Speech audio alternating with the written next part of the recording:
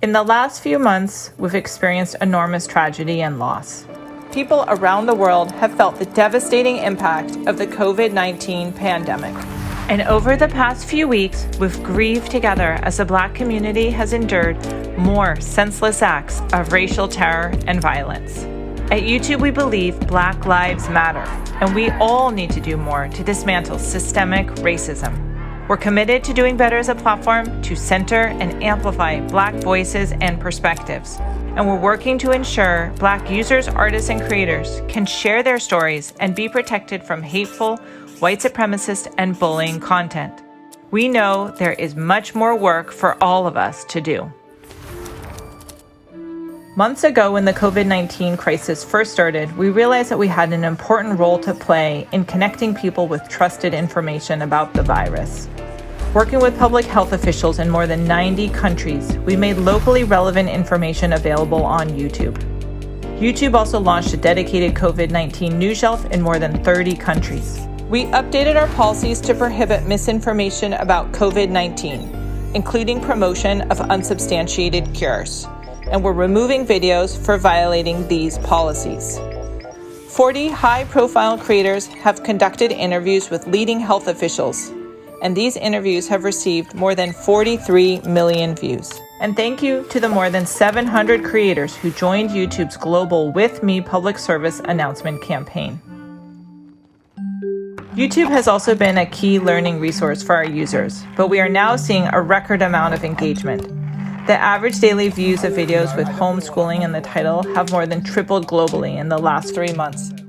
Creators have launched live stream series to help students of all ages stay motivated and interested in learning at home, like Khan Academy or Mark Rober. We've seen new read-along for children, and students are even finding ways to keep up with physical education on YouTube by tuning into daily shows like PE with Joe. We also see users relying on more do-it-yourself videos to fix home repairs during quarantine. We're finding new ways to connect, and at YouTube we've seen communities bringing people together online. People are using live streams at a much higher rate, and the live watch time on TV screens is up 250%.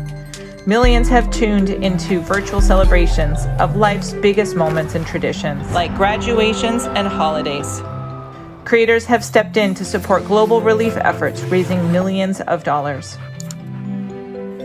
Even during these incredibly difficult times, we're seeing unprecedented creativity from our creative community.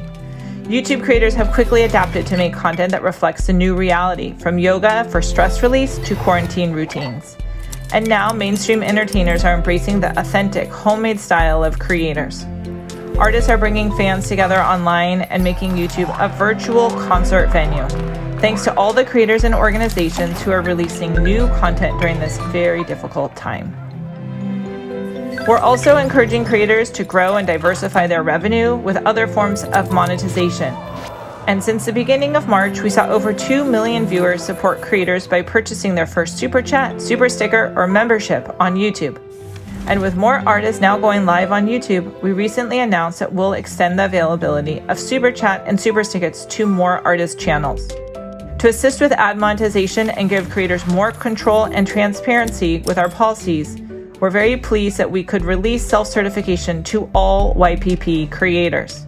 In the past few weeks, you may have heard questions raised about Section 230, a regulation in the United States law that allows YouTube to be an open platform while protecting the community from harmful content, like content that incites violence or endangers children.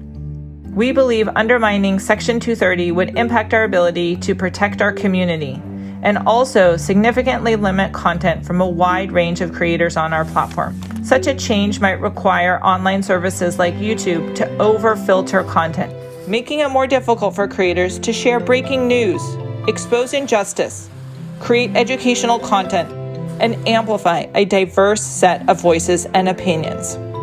We continue working on your behalf to explain how eroding 230 would harm the creator ecosystem. The past few months have been incredibly challenging. Thank you for all the ways you're coming together to support one another and for the ways you're giving back. Whether you're connecting with people on YouTube, across your city, or across the world, your voices are coming together to make a difference.